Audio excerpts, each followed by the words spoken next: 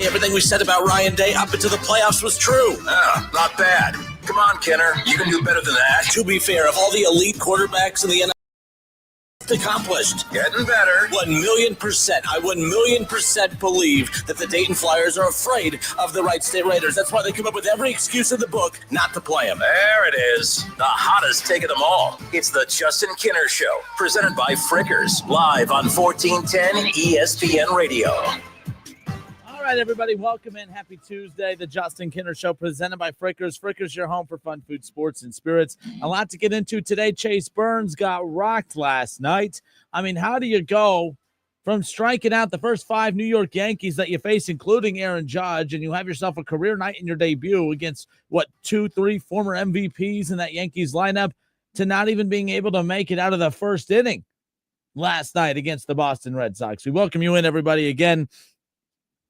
The Justin Kenner Show presented by Frickers. Frickers, your home for fun, food, sports, and spirits. What happened in Cincinnati last night? We're going to talk about that. Or not Cincinnati. What happened in Boston last night? We're going to talk to Charlie Goldsmith about that coming up here just around the corner. Charlie Goldsmith covers the Bengals and the Cincinnati Reds. So we'll talk about, of course, we'll talk about the Bengals, obviously, and the Cincinnati Reds and what happened in Boston last night with Chase Burns. So he's going to join us coming up later on in the show. I'm pretty excited about that. So we'll get to that, and we'll have that for you coming up here in just a little bit. Again, I'm Justin Kenner. We welcome you in. But before we get to Charlie Goldsmith with what he thinks happened last night, let's get into what we think happened last night. I'll open up the phone lines, 937-518-1410. I think all of you were as surprised as I was to witness what we did last night. Now, if you would have told me that the Reds would have got rocked last night and that he would have given up 5 or 6 runs over 5 or 6 innings and maybe just had a blow-up inning a little bit later on. But the very fact that Chase Burns couldn't even make it out of the first inning, the fact that he was only able to muster up 1 out, the fact that he threw 33 pitches in that very inning alone, I mean, what in the world? 33 pitches last night, only was able to get 1 out, gave up 5 earned runs, was credited for 7 runs, all on 5 hits, walked 2 batters. Some say he was tipping his pitches. Roger, what up, Roger? Roger on YouTube, he's tuning in now, hanging out with us. He says, yeah, tipping his pitches. It could be tipping pitches. Could it be that this young kid who has dynamic stuff, who showed flashes against the Yankees, just isn't ready yet? Could it be?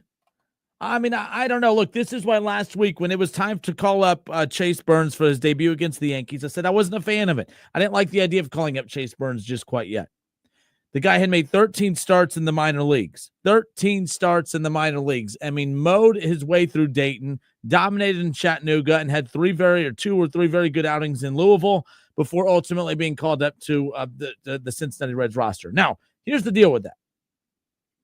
2 weeks before he made his debut with the Cincinnati Reds, or 2.5 weeks before he made his debut with the Cincinnati Reds against the Yankees, when we were talking about the fact, this is back when I was still doing the off the bench show with the guys, shout out to obviously Elliot and Jake and Casey and those guys, miss those guys. Well, we were talking about the fact that why isn't Chase Burns at least called up to Louisville yet? He wasn't even called up to Louisville yet because president of baseball operations at the time, Nick Kroll, said, not really at the time, he still is. Nick Kroll said, well, the thing is, there's still some things he needs to work on. This is when he was in Chattanooga. And this is a guy that, had an ERA well under 2.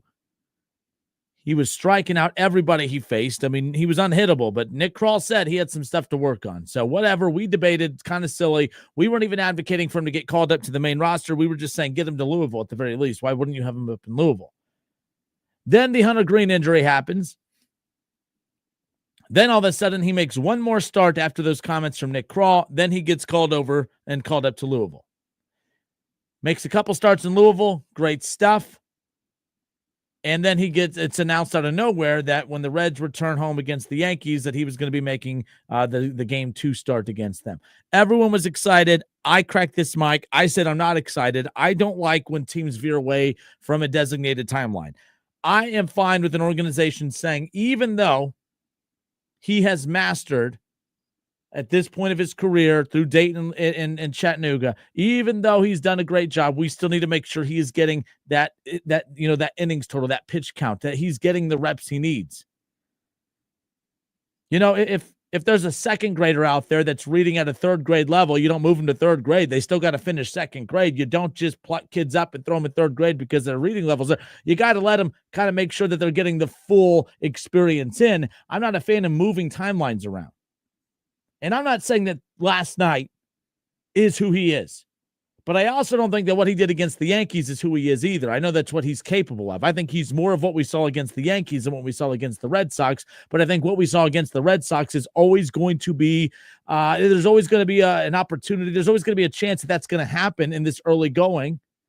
And this is a team that technically doesn't need to deal with that right now. This didn't need to happen. You didn't need to force him into that particular situation. I felt bad for him last night. I don't think that was his fault. Whether it was tipping pitches or not, I don't know. The kid still has plenty of stuff to work on. I just don't think that the major league, I think when you look at all the strengths that this Reds team has, it's starting pitching. I don't think that he needs to be figuring stuff out at the major league level right now. I just don't. I also am not a fan of them calling him up and then sending him back down. I'm just telling you, I was never a fan of them calling him up to begin with prematurely. And that's what this was. Last night was the Reds' fault. Last night was Nick Kral's fault. Maybe it was tipping pitches. I don't know. Even then, why is it that the Boston Red Sox could see that he's tipping pitches, but his own staff can't? I don't know.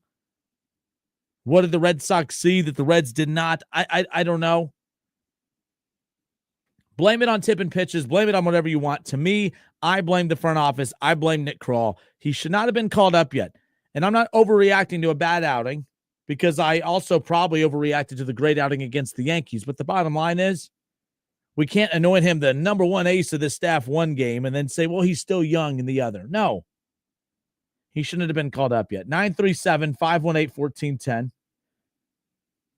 937-518-14. Roger says, well, you must have forgot about the No Child Left Behind, Justin. Well, I get that, but what I'm saying is if you're in second grade reading at a third grade level, you don't prematurely move that second grader up. You let them finish out their second grade year. And just because Chase Burns was dominating in the minor league level, he still had not reached the amount of innings or the amount of games that is usually intended for guys like that before they get called up. That's the same thing that I was concerned about with Rhett Lauder. Now, Rhett Lauder looked very, very good in the month of September, but you're also going up, you're going out there and pitching with house money at that point. If you look good, it's gravy. If you don't, it's okay. You weren't ready to be called up anyways, and that's kind of where Chase Burns is. But Chase Burns, there's something different about Chase Burns. He kind of, when he was called up, he kind of had this aura about him that he's here to save the day. I don't think he's here to save the day. I think he's here to make it a little bit more of a pain in the ass because I don't think the Reds need to be tutoring him along the way right now at the major league level. This rotation is one of the best in baseball. And Hunter Green, we're going to talk about the update on Hunter Green with Charlie Goldsmith coming up here later on in the show. Hunter Green's close to getting back. What are you going to do when Hunter Green gets back? He's in Boston. He's throwing some bullpen sessions. He's going to be making rehab starts soon. When you get Hunter Green back, then what are you going to do? Well, you just move Nick Martinez to the bullpen. You mean Nick Martinez, the guy that has had some very, very good outings this year that just nearly threw a no-hitter in his last outing? That guy? Hunter Green, Nick Lodolo, Andrew Abbott, Brady Singer, Nick Martinez. That's your rotation. Hunter Green comes back, that's your rotation. You could have weathered the storm without Hunter Green for a few more starts. They've been weathering months without him and doing just fine. I think bringing up Chase Burns was a mistake. I'm not a fan of it. I'm not mad at the kid. I blame Nick Krall. I blame the front office. Not even 2-3 weeks ago, they said he wasn't even ready to go from Chattanooga to Louisville. Now they bring him up and throw him to the Wolves against the New York Yankees, and then his second start ever is at Fenway? I blame Nick Krall. That's who I blame at the end of the day. 937-518-1410. Was last night just a oops? Was last night just a bump in the road? Was last night just it is what you're going to have that sometimes? Or do the Reds make a mistake calling Chase Burns up? 937-518-1410. Not saying he's not good. Not saying he's not good enough. Not saying he can't pitch at this level. But we just talked about yesterday, the Reds have played their best baseball for 2 weeks and have barely made up any ground. You can't afford to go out there and experiment with this in the midst of trying to claw your way back into this picture. I'm not a fan of that, especially because it's not like they're weak at pitching. They have the pitching. So why throw out a project when you don't need to throw out a project if you don't have to? Let's discuss when we come back. 937-518-1410. The Justin Kinner Show, presented by our friends over at Frickers. Frickers, your home for fun, food, sports, and spirits. We'll be right back.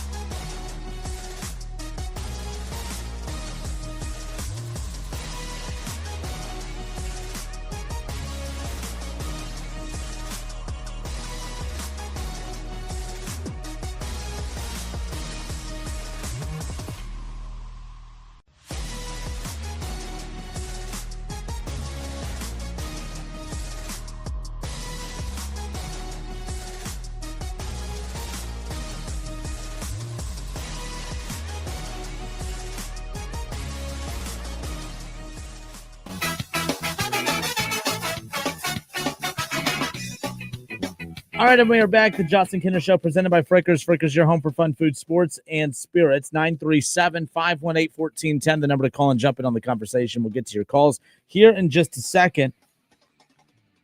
Not even 3 weeks ago, just under a month ago, Chase Burns was in Chattanooga.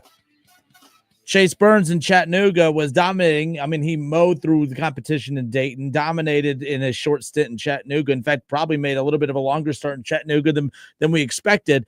Because the big question mark was, why is Chase Burns not in Louisville? Well, it was the president of baseball operations, of course, Nick Kroll, that came out and said he needs to stay in Chattanooga a little longer just because there's some things he needs to work on. Well, he made one more start in Chattanooga after that, then gets called up to Louisville, a couple starts, and then boom, they call him up. Now, I'm here to tell you, I'm a big Chase Burns fan. I think that, he's the Reds' number 1 prospect. He's the baseball's number 11 prospect. He is a future ace for the Cincinnati Reds team. There's no doubt about it. But the question I have is, why did the Reds call him up? Why do they need to call up Chase Burns? And the reason I say that is, well, Justin, he's their number 1 pitching prospect. Fine, but there's a designated timeline and a right time and place of when to do this. Hunter Green was a big-time pitching prospect for the Reds. Did you know Hunter Green, he pitched 49 games in the minors, and he threw for 200-plus innings before being called up to the Cincinnati Reds. He was also, and Chase Burns, by the way, is a hell of a get for the Reds. I mean, you got to think back when the Reds got Hunter Green, that was like a big deal. That because the Reds paid a lot of money to get him. All right, they were able to sign him, and they took their time with him, and they made sure they knew he was a future ace of this team, and they did it right. They took care of him. They developed him. 200-plus innings. All right, as I stated, 49 games he pitched in the minors before being called up to the Cincinnati Reds.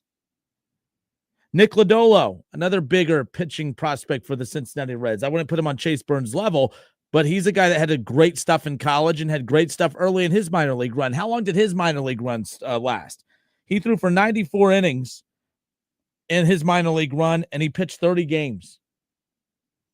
Hell, let's go look at Andrew Abbott. Andrew Abbott wasn't looked at as a potential ace, but, the kid developed like crazy. And I think he's the second best pitcher. I think he's way better than Nick Lodolo at this point. I think he's, as of right now, with Hunter Green on the shelf, he's their best pitcher. He's their second best pitcher overall. Andrew Abbott, he pitched in 80 innings, 43 games. Chase Burns, 13 games. 13 games. Hunter Green, 43 games. Nick Lodolo, 30 games. Andrew Abbott, 43 games. Chase Burns, 13. And by the way, all 3 of those guys were very, very good throughout their minor league run. Let's not sit here and act like, well, Chase Burns has been really, really good during the match. He has. But I do believe you have to take your time, and it's not so much about what they're doing when they're out there. It's about the reps. And the fact that he hadn't necessarily been challenged to, we didn't know how he was going to respond. He responded poorly last night. He let that snowball out of control. He made 0 adjustments. If he was tipping his pitches, we don't know yet. We're going to talk about that with Charlie Goldsmith coming up here around the corner. But I blame Nick Kroll. I don't think this kid was ready to be called up. And just because he struck out the first 5 batters against the Yankees and looked very, very good against them doesn't mean that he's still prepared to do this, because on any given night, we could see what we saw against the Yankees, or we could see what we saw last night. Now, you could say that about anybody. But at least I know that Hunter Green put in the time, that Nick Lodolo put in the time, Andrew Abbott put in the time, that these cats put in the time. No time has been put in. 13 starts is all this kid made throughout Dayton, Chattanooga, Louisville. And the question I have, they didn't need to call him up. Well, they were without Hunter Green. Guys, they've been playing some of their best baseball without Hunter Green all season. I said this was another topic that rubs some people the wrong way when I said it's not like the Reds don't need Hunter Green, but they've been so good with their pitching that they haven't needed Hunter Green, which is why they didn't need to rush him back off the IL the first time, which then led to this second IL stint. And they need to take their time this go round, and I believe that they are. But I believe that this I believe that this Chase Burns call-up was premature and unnecessary. And I think last night, I don't blame Chase Burns. I don't blame Terry Francona. I blame Nick Kroll. Chase Burns should not have been called up. And guys, just so we're clear, so you guys know that I'm not overreacting, that day that he debuted with the Yankees, I said this then. I was not a fan of them calling him up then. I'm not just blowing smoke. I'm not trying to stir the pot or be a shock jock here. You can go rewind the tape. Go back to that day when the Reds played the Yankees. Everyone was drooling and losing their mind. And I said, even if he goes out there and throws 9 innings of shutout baseball, he's not their ace. And if he gets rocked, he's not a bust. I said it was too early for him to be called up. It was not necessary. One more time, if you're just joining us, Hunter Green pitched over 200 innings in 49 games before he got called up to the Reds. Nick, and you could say, well, he also got hurt during his stint, so they had to take a little bit more time with him. Fine. Nick Lodolo pitched in 30 games, almost double the amount of games that Chase Burns did, and threw for 94 innings. 13 games is all we saw from Chase Burns. That's not enough. It's not enough. And I kind of understand what Nick Kroll meant when he said there's some things that the kid needs to work on. How do you go from a couple weeks ago to the kid has some stuff to work on to we're calling him up? Go get him, big guy. Not a fan of it, especially because they didn't need to. You knew you were going to get Hunter Green back at some point. Sounds like it's trending in the right direction. He's in Boston. He's throwing some bullpen sessions. He's going to be making a rehab start here once he's comfortable. And then when he gets back, what are you going to do? You're going to have a 6-man rotation. I'm not saying that's a horrible thing. Who's the odd man out if you're going to stick to just the traditional 5, though? Hunter Green comes back. You're right back to Hunter Green, Nick Lodolo, Brady Singer, Andrew Abbott, Nick Martinez. You're right back to that original rotation that you had to start the season. Chase Burns, 6th. Not the worst, I guess. You know, you save the arm of obviously Hunter Green. We can get into that more later. But I'm curious your guys' thoughts. 937-518-1410. Let's see. Let's go to the calls. Let's go to Shaw. Shaw, thanks for holding. What's up, man? No, hold up. What's going on, man? Just another day. What's up? Oh, I don't know if it was the wrong decision or the right decision. I know what you're talking about 3 weeks ago that the front office was talking about they weren't going to bring him up and everything like that. But I think some things were kind of swiped out from underneath of them and they kind of freaked out probably, which isn't good for Burns, but I think that's kind of what happened. Remind me real quick, was Hunter already hurt when Kroll made that announcement that they weren't going to pull him up? He was, yes. Yeah, like he was hurt. So like that was like the second. I mean, he was already in the midst of that second, that second stint. Actually, no, that's a good question. I believe he was.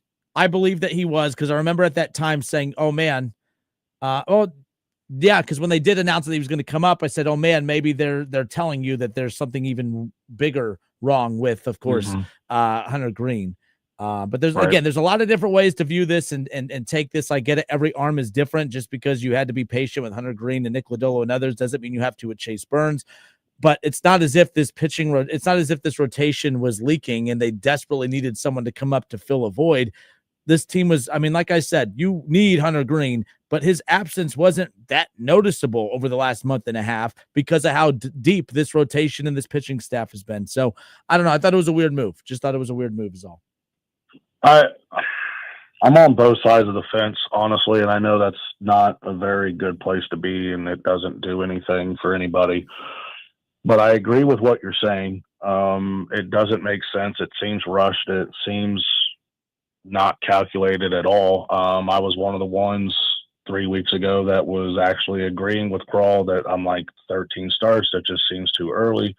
I know the numbers looked good, but it's hard to dictate what those numbers are going to do translating to Major League Baseball. And that being said, and then moving him up to start against the Yankees and the Red Sox.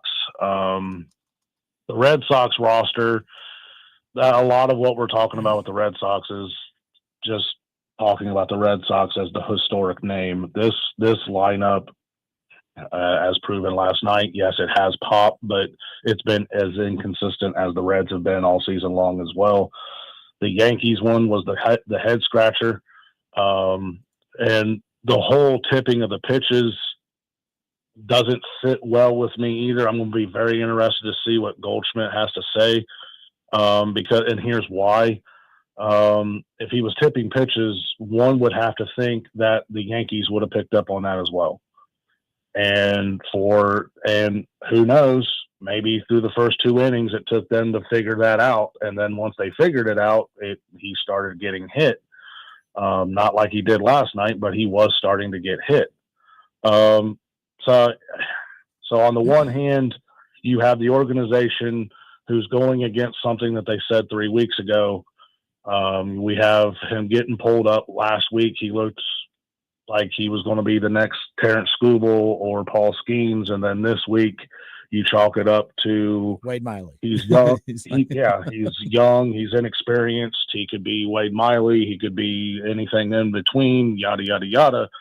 And I'll chalk it up to, as of right now, it's baseball. Moving forward, your question about what the rotation does moving forward, especially if Green comes back, is a very good one.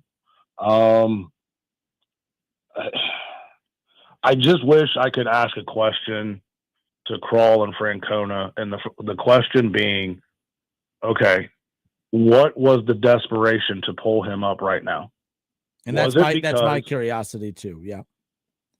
Was it because the Hunter Green injury and you thought it was going to be longer than what it was going to be, so you needed the extra roster spot in the pitching rotation, and that's also meaning the bullpen as well. That evens everything out. If they don't bring him up at that point in time, was there someone else that they were thinking about bringing up that would have helped out the pitching numbers? Literally the pitching man numbers, not the innings, not anything. Like the numbers were messed up when Hunter Green went down. They were pitching a man short out of that bullpen.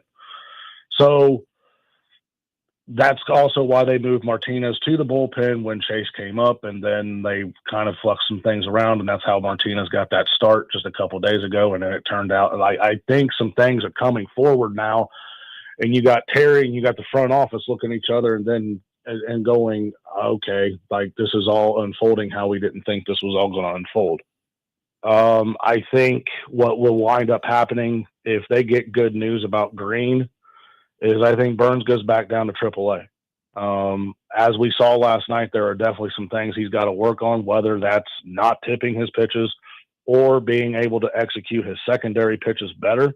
Because that was the other thing I saw too is, yes, he might have been tipping the pitches, but the Red Sox last night were also sitting on the hard stuff.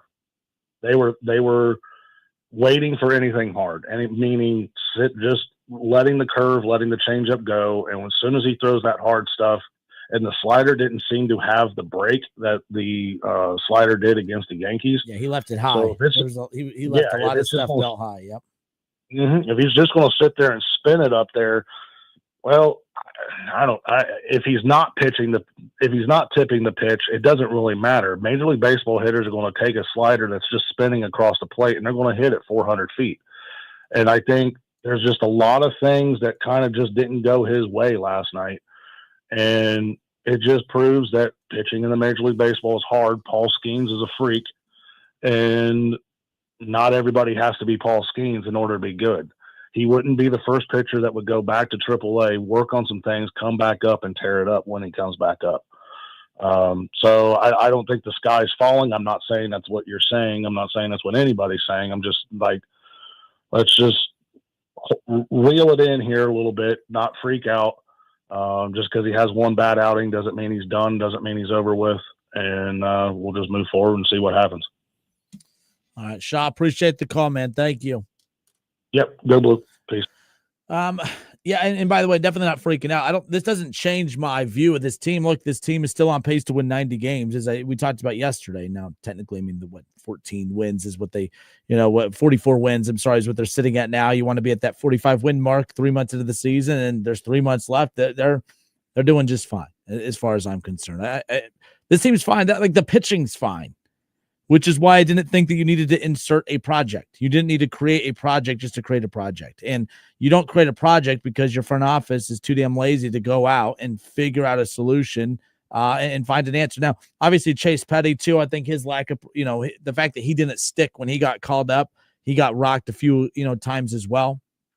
I also think, too, we got so spoiled with so many successful call-ups, right? Ellie De La Cruz, and I know we're talking, pitchers versus position players, but, I mean, from Spencer Steer to Matt McClain to Ellie De La Cruz, Christian Encarnacion Strand, Rhett Lauder was fantastic in September. It's like every time, I mean, Andrew Abbott was great when they called him up.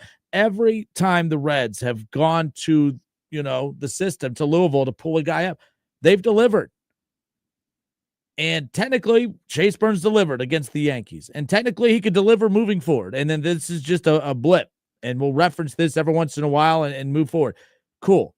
Even if that's the case, I'm not backing off my stance on this. I still think, at this point, I still think he's what Troy says on pace for 84 wins. You're sitting at 44 wins, at just past the halfway point. I think they're fine. They're going to be fine, Troy. They're fine. Is what it is at this point. You get about 15 wins a month. You're on pace for 90 wins. I don't know why we got to argue semantics here at this point. But the bottom line is this team is going to be just fine. They got to figure this out, what they're going to do moving forward with him. So there's still 2 more opportunities to see Chase Burns. I believe he's going to pitch this Sunday in the closeout game against the Phillies based on just sticking to the original schedule. And then he'll have the opener against the Rockies. And that's that final series before 88. The Rockies will be that final series before the All-Star break. So there's that. All right. I'm Justin Kinner. It's the Justin Kinner Show presented by Frickers. Frickers, your home for fun, food, sports, and spirits. Let's talk a little college football. By the way, we're not done with the Reds and the Chase Burns conversation. Charlie Goldsmith is going to hang out with us coming up here later on in probably about 20 minutes? Yeah, about 20 minutes. He's going to hang out with us, and we'll ask him about his thoughts on what happened in Boston last night. Jeremiah Smith, national champion Jeremiah Smith, he made a major promise. A major promise. What major promise could the now sophomore phenom make coming off of a national championship season in his true freshman year? We'll discuss when we come back. A major promise by Jeremiah Smith. We discuss next.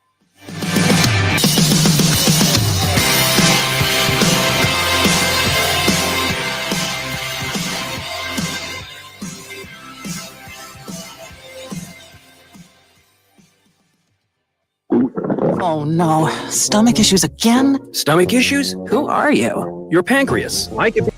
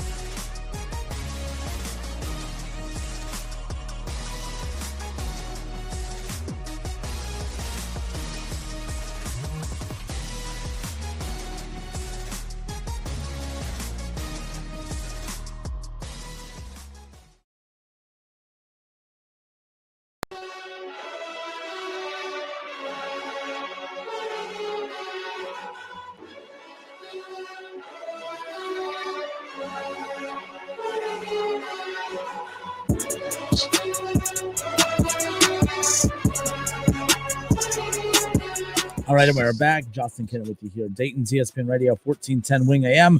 Dayton's radio home for Reds baseball. The Cincinnati Reds will be back in action coming up here later on tonight as they look to rebound after that 13-6 ass whooping last night at the hands of the Boston Red Sox. Hopefully no tipping pitches tonight, if that's actually what was going on. I mean, who knows? Brady Singer are going to take the mound tonight. Nick Martinez will close out the Boston Red Sox series tomorrow. Games 2 and 3 tonight and tomorrow, both 7:10. First pitch time 6:40 is when the pregame coverage will begin. After the Reds wrap up the series with the Red Sox, they'll have 3 that they begin with the Phillies this weekend, starting Friday night.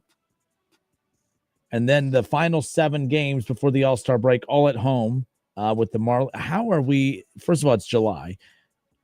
How are we wrapping up already the first half of the season? That is just wild to me, but it's full steam ahead nonetheless. But we're talking about Chase Burns and what went wrong last night in Boston. My goodness. Didn't even make it out of the first inning. Chad Kinser on Facebook. What up, Chad? Again, you can go to the Justin Kinner Show Facebook page.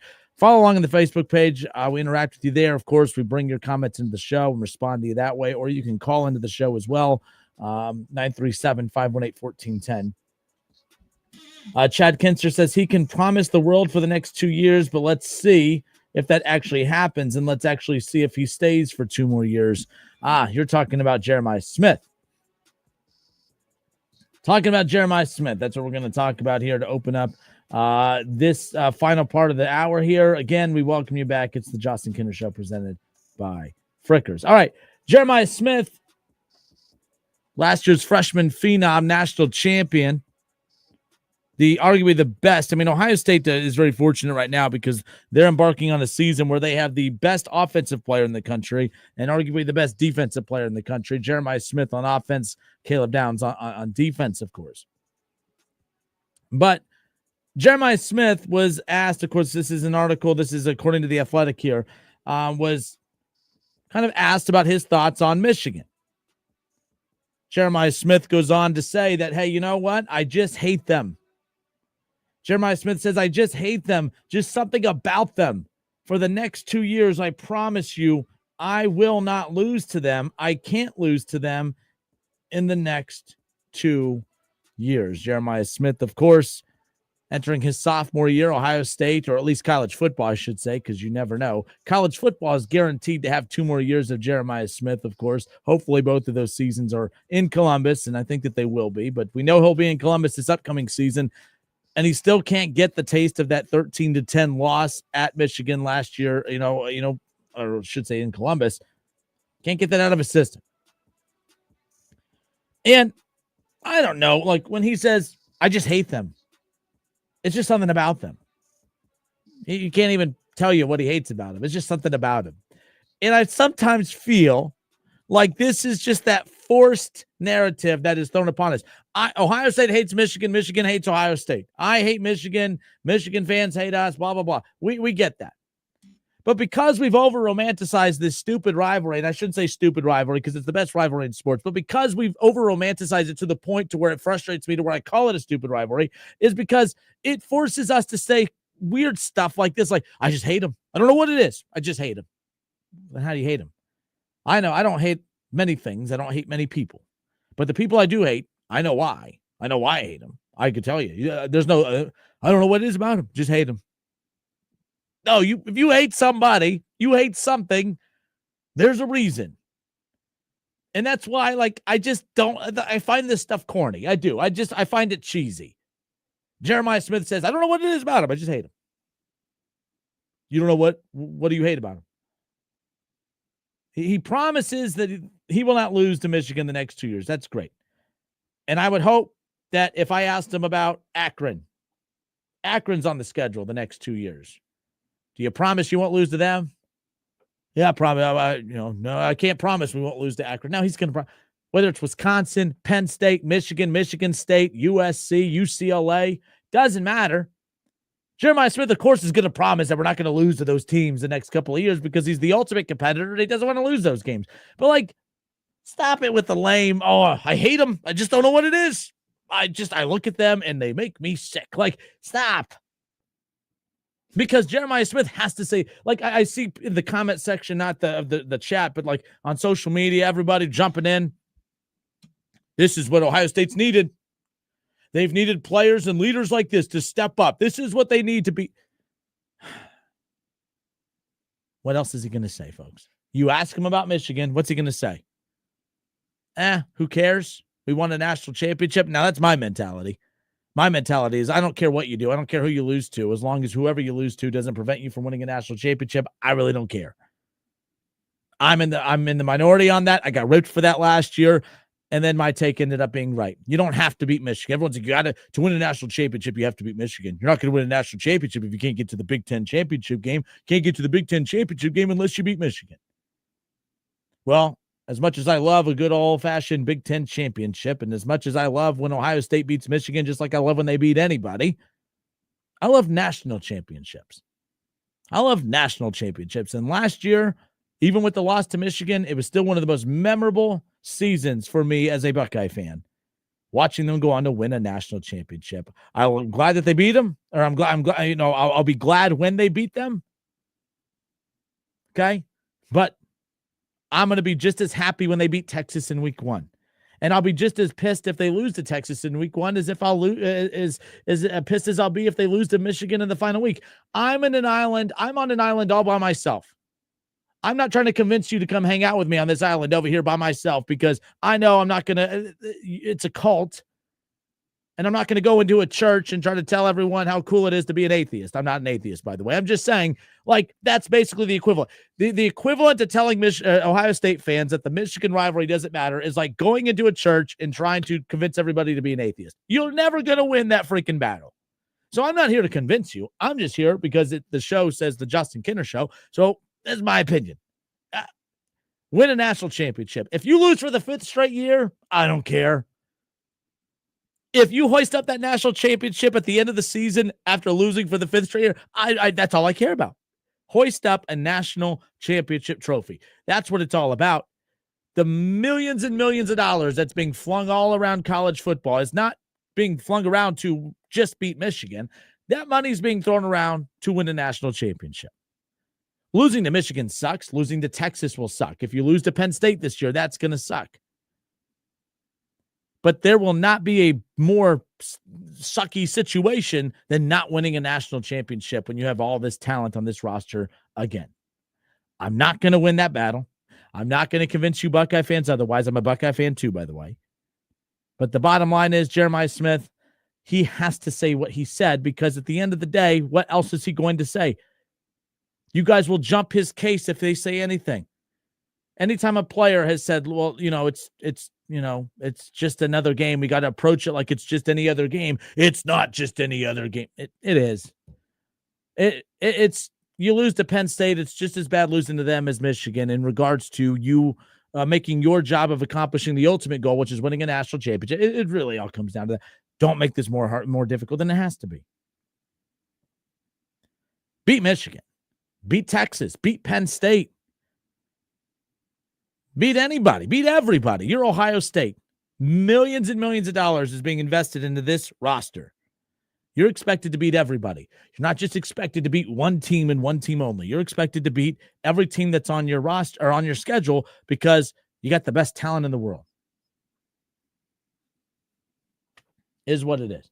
But when Jeremiah Smith, like I said, if any of you call in here and I'm going to say, hey, tell me somebody you hate, and then you tell me the name of that person, I'm going to say, why do you hate that person? You're not going to say, well, I don't know. I just do. I just hate that person. It's because you don't really hate them. You have to give lip service here. And that's what Jeremiah Smith is doing. He's just telling you guys what you want to hear. I don't know what it is about Michigan, man. I just hate them. I just hate them. I don't like the look of them. I can't stand them. I'm sure you're the ultimate competitor, and you hate anybody that's either with us or you're against us. You know what I mean? Like, hate Texas. Stop talking about your last opponent of the season. Focus on Texas. I heard some BS today from Paul Feinbaum that apparently Arch Manning is the best college quarterback since Tim Tebow. What? The guy that couldn't even beat out Quinn Ewers the last 2 years? That guy? Stop it. Maybe he is going to be really, really good. But we've seen nothing from him to tell us that. The only thing we've seen of Arch Manning for us to assume that he's going to be a great quarterback is the name that's on the back of his jersey. And I'm confident he's going to be a hell of a quarterback, but at the same time, to sit out there and put out that type of propaganda is absolute BS. Focus on that BS. Hate Arch Manning, hate Texas. Focus on that. Because I'm here to tell you, Texas, with the way that they spend money and the way that they're recruiting lately, and they're not facing some major bowl ban. They're not facing some major NCAA punishment. Michigan's about to be irrelevant as irrelevant can be. Hate Texas. Hate Alabama. Hate Georgia. Hate Oregon. Hate the teams that are going to be in your way to win a national championship. Michigan is not in your way to win a national championship. Michigan's biggest opponent in 2025 is the NCAA, and I don't think they're going to win that one. So stop punching down. Stop focusing on them. Well, we haven't beat them in 4 years. That's great. That's super. You lost for the fourth straight time last year, and that did what? Not a GD thing. You kicked Tennessee's ass. I got to go to California for the first time and attend the Rose Bowl, and I watched you kick Oregon's ass. Got really drunk and hung out with friends, had a great time, and I watched you kick Texas's ass. And then, well, that one opponent that everyone, I can't stand, Notre Dame, you kicked their ass too. Michigan that loss did nothing. It didn't do anything. It stung for a little bit, pissed you off, but it did nothing. If anything, it rallied Ohio State to go win a national championship. You could even make that argument. Thank you, Michigan. Thank you for beating Ohio State and motivating them to go win a national championship. Whatever it is. Hate Texas. Hate the teams that matter. Stop punching down. But like I said, if Jeremiah Smith truly hated Michigan, he would have a laundry list of reasons why he hated them. But he couldn't even name it. I just hate them. I just do. Why do you hate Michigan? I don't know. I don't know what it is about them. I just hate them. I know what it is. I know what it is. If you say anything different, you're going to get destroyed. So you have to say something. Oh, I just hate them. Anyways. Chad Kinzer says, do you hate Notre Dame? Why? I do hate Notre Dame. I think they're a bunch of cowards. I think the fact that they're too cowardly to join a conference. They could sit there and say it's because of money, this, that, the other, and that's great. Ohio State's in a conference. They do just well. They do just fine money-wise. And the fact that Notre Dame, they sit there and they're an independent school. They're not in a conference. They get all this money coming in. They don't have to share the money with anybody, but yet they're not outspending or recruiting anybody. So what the hell do they have to show for anything? But they continue to run their mouth, and they put themselves in a position where they get to pick their entire schedule, so they get to piecemeal it together and put themselves in position to be undefeated at the end of the season. They don't even have to compete in the damn conference championship and make it even harder. They don't even have to play that extra game. You're damn right I hate Notre Dame. I think they're a bunch of frauds. I think they're a bunch of cowards. I can't stand them. They should have gotten to conference. They get bailed out every single damn time. So yes, Chad Kinzer, do I hate Notre Dame? I absolutely hate Notre Dame. That's why I don't respect them. I think they're cowards. I think they get out of, they get out of having to compete in a conference championship game. They don't win conference championships. You see how that works? An individual asked me why I hate Notre Dame, and I told you. I didn't sit there and say, well, Chad, I don't know what it is about them. I just hate them. No, I have my reasons. When you hate somebody or you hate something or you hate a team and someone asks you, you give them a reason. Not this Jeremiah Smith quote that I just hate them. Just something about them. Whatever, dude. But I hope so. I hope they beat Michigan the next 2 years.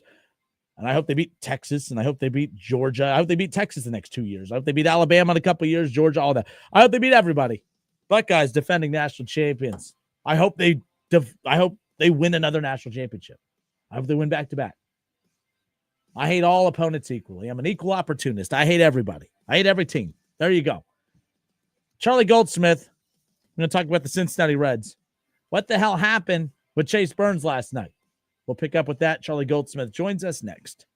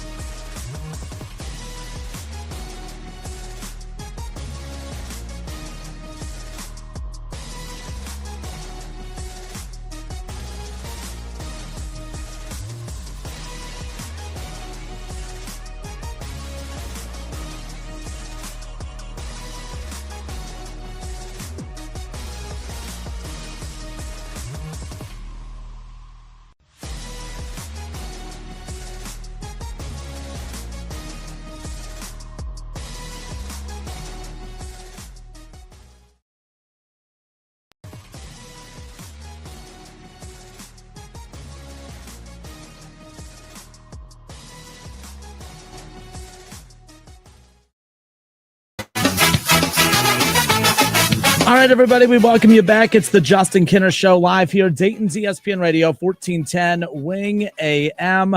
The Justin Kinner Show presented by our friends over at Frickers. Frickers, your home for fun, food, sports, and spirits. Last night, the Cincinnati Reds, well, they got beat up a little bit by the Boston Red Sox, of course. The highly anticipated second outing of the career for, of course, Chase Burns. Well, it was much shorter than we had anticipated. Things did not go as planned. And joining us now to talk all things Reds and Cincinnati Bengals, friend of the show, Charlie Goldsmith. Charlie, it's been a while. How are you, sir? I'm good. How are you? I'm not bad. I appreciate you giving us some time here today. Look, we were all looking forward to seeing last night, to see Chase Burns back out on the mound. We saw how well things went that first time around against the New York Yankees, striking out his first 5 batters, of course, and lived up to the hype. Now we were excited for that second stint, and it did not go well. What happened last night? There's, talks of potentially maybe tipping his pitches a bit. What are you hearing? What went wrong in your eyes last night for Chase Burns? Yeah, it was a little bit of everything. Were there cases where the Red Sox knew it was coming? Maybe, certainly. You would Terry Francona leaving that open. But I also think, too, there were just moments where the Red Sox were ready for mistake pitches that Burns left up over the plate. It honestly, too, was it tipping pitches? Was it not? Doesn't really matter. What really matters is Chase Burns clearly has things to work on. Chase Burns clearly is going through the adjustment at the big league level, going through that process, the type of process that you typically iron out in the minor leagues. This is all a part of it. And whatever the underlying reason was, what matters less is what it was. What matters more is the approach of figuring it out and figuring it out in a way that keeps the Reds in position to win games. Now, I think Burns will do it. But yesterday was a reminder that this is all going to be a part of the challenges that any non-Paul Skeens rookie faces with this little minor league experience. Yeah, that was kind of the thing, too, is obviously there was some comparisons, or at least just being mentioned in that Paul Skeens category. So the problem when that happens is well, Paul Skeens made it look easy, and to kind of your point, well, it should look the same for him. And at times it did look like that against the New York Yankees. Obviously, it was a wake-up call last night for everybody. And I think probably, right, Charlie, he kind of falls in between what we saw against the Yankees and what we saw last night. Maybe he's not as dominant as what we saw at this stage of his career against the Yankees, but obviously not as poor as what he was last night. That's easily the worst outing he has had at any stage since being drafted by the Reds less than a year ago. The Reds believe pretty strongly that Burns gives them a good chance to win every 5th day. And that feels right. He's obviously not an ace, but he's also not a guy who's at the level of someone who you call up for a spot start and kind of cross your fingers and hope you get 4 or 5 innings. There is a good, solid amount of confidence in what Burns will give the team every 5th day, putting them in a position to win. Just he didn't do that yesterday. Charlie Goldsmith hanging out with us here again. The Cincinnati Reds back in action tonight, game 2 against the Boston Red Sox. Last thing here on Chase Burns, quick. It was interesting, this timeline of when he was called up. I think he had about 13 starts from the time, he arrived in Dayton up and, through Louisville, and then called up last week against the Yankees. It seemed as if the Reds were in no hurry to move that timeline or to kind of speed up his progression through the minors. And then out of nowhere, we unfortunately have that setback with Hunter Green. It's been kind of silent on the Hunter Green front. And then last week when they announced that he's coming up, is there any crossover there? Should we be looking into that more of, man, they obviously veered away from that timeline for Chase Burns? Is that kind of telling us that maybe we are far off from getting Hunter Green back, or are there signs pointing towards getting Hunter Green back relatively soon? No, Green's here in Boston. He has a live bullpen tomorrow. And then I believe he has another one of those, and then he'll start a rehab assignment. So Green's, he called the rehab process very smooth as he continues to get closer and closer to game action. All right. Well, that's a good update. It would be, fascinating stuff, too, to see what this team could do, especially if they get this entire rotation healthy. When Hunter Green's pitching at his peak, know what Chase Burns is capable of. We've seen glimpses of that. Obviously, Andrew Abbott's been phenomenal. Is he the most underrated Red at this point, for considering the season that he's had? That's the beauty of it. Andrew Abbott's been underrated his whole life. I don't think he's underrated anymore. I think we're talking about Andrew Abbott now. And what's been cool is he's a guy who's always going to fly under the radar because he doesn't throw hard, because, he doesn't light up the radar gun. He doesn't come out and you're like, wow, this is unbelievable. I've never seen anything like it before. But he really has that consistent effect when you just look at the productivity. While he's flown under the radar, again, he's not as much anymore, and he's earned it for multiple years with just how he's pitching. And then the run of sustained success creates more of a spotlight. And that's something you probably should have been getting sooner. How would you evaluate the month of June? It's kind of wild that it's already July, but I don't know about you, but when I was looking at the month of June, considering how inconsistent they looked in April, how up and down they looked in May, and then you saw the teams that were on deck coming up in the month of June, I thought June was going to be the month that buried them. I thought that June was going to be that month where we start, finding any Bengals topic that can really carry a show at this point. I was taken back at just how well this team kind of elevated its play. Obviously, some new faces added in the offseason, first year with Terry Francona. But when you look at the month of June, where you had to go to Cleveland, you sweep the Diamondbacks, you take 2 or 3 from Cleveland. Obviously, you beat Minnesota. But then to go on the road, take 2 or 3 from Detroit, take 2 or 3 from the New York Yankees. The month of June was very, very successful considering the doubt that I think many fans even had for this team heading in. How did June end up for you? Were you surprised at the amount of series that they were able to take considering the level of competition? They just played really good baseball. There were a lot of different players that stepped forward. There were some clutch and tangible moments that popped up over the course of June. You had Ellie De La Cruz at the peak of his powers. June was very successful. June is what they're trying to be as a team.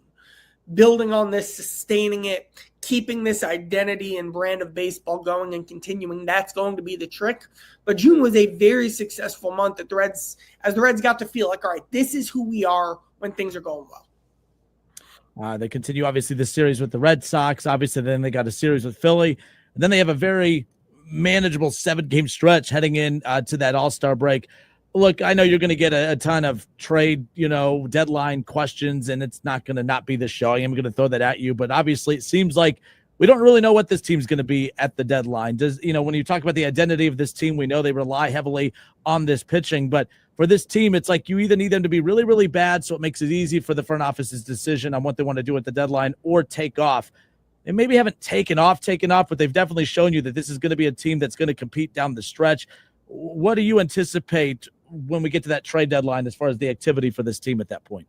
Right now, they're obviously in position to be buyers. Now, what doesn't happen is there's just not going to be much action between now and until after the All-Star break. So it is an interesting few weeks, specifically the Noelvi Marte comeback. How does he look? Is he the plan and the idea at third base for the rest of the season? How do these young rookie relievers look? And then just how does a very tightly condensed NL wildcard race kind of sort and order itself out? I think the answer to your question really is let's learn more about these Reds over the next 3 weeks, because that will shape and determine what the true deadline strategy is going to be. Ellie De La Cruz declines the home run derby invite. Were you taken back by that? Why the decline by Ellie De La Cruz and his side, do you think? He's playing every day. What more do you want from him? No. Yeah, I was gonna say. I think that's a part of it. And here's a part of it too. The All-Star experience isn't created equally for all. At last year even. Ellie was on the short list of top 5, 8, 10, guys under the most spotlight during All-Star week with the demands they have, the interview requests, all sorts of requests. There's so much on your plate, and some players do kind of get to fly under the radar during kind of the All-Star week and show up and play in the game and have a nice time. But then it's a lot for a lot of players, and Ellie's certainly one of those guys. So he's already got a very busy week prepared, and was it, not to put it like this, but was it worth it adding the tax and the strain of a home run derby? Obviously, he decided it wasn't, and that's completely understandable. Charlie Goldsmith covers the Reds and the Bengals, of course. And real quick, before we let you go again, we appreciate you giving us some time today. Cincinnati Bengals, one of the bigger updates as of late has been, it appears they got that stadium lease situation all ironed out, just days before the deadline, of course.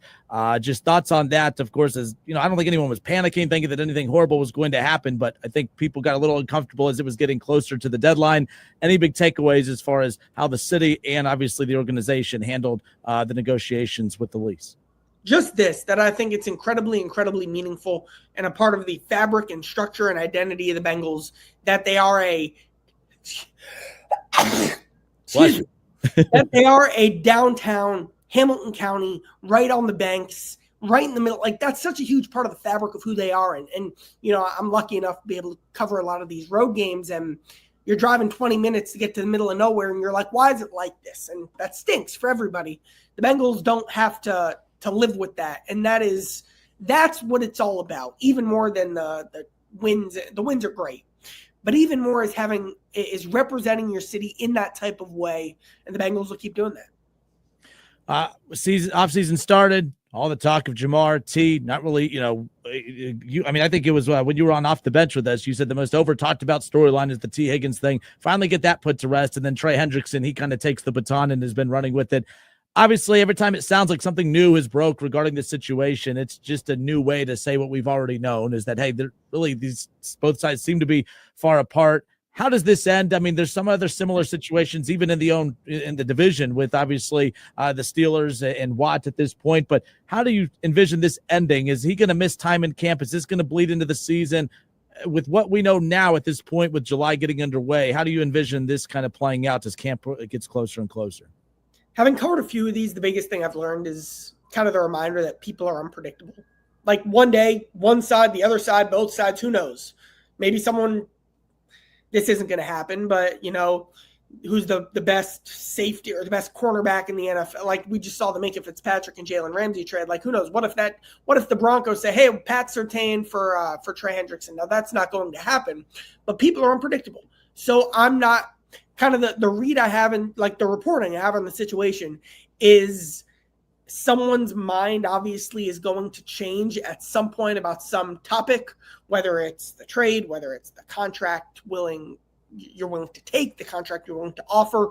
Someone's mind is going to have to change at some point.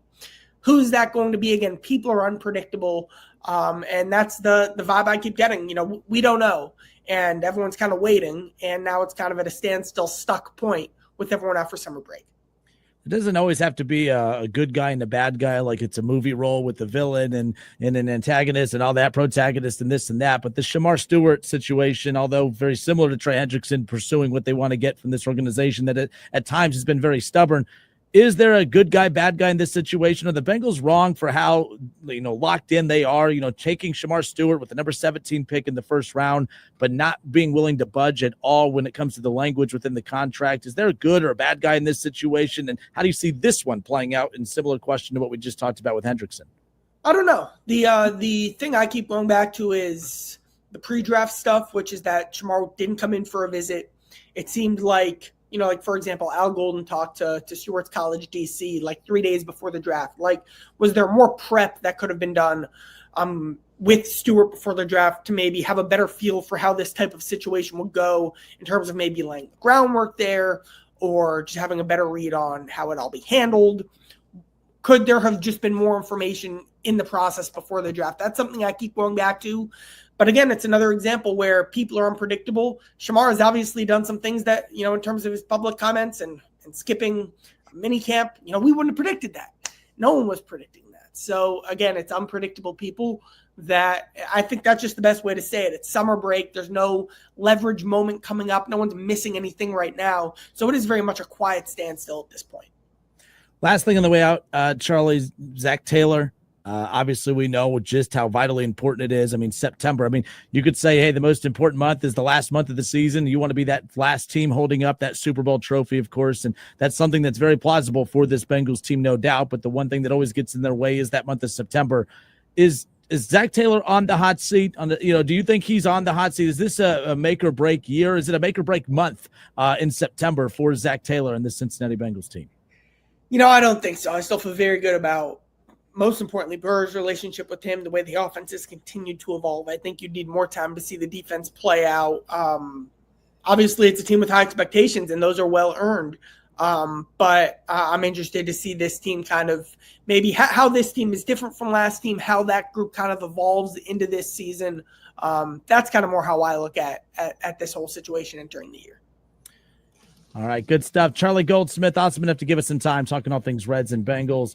He covers the Reds and the Bengals. Charlie's Chalkboard, of course, the newsletter. You can subscribe to that. He's a contributor to Fox 19 over in Cincinnati, the Power Stacks podcast, and, of course, the Growler podcast. You're a busy guy. Charlie. We appreciate you. Thank you so much, Charlie. We appreciate you. Thanks. More of the Justin Kinner Show presented by our friends over at Frickers. Frickers, your home for fun food, sports, and spirits. We'll be right back.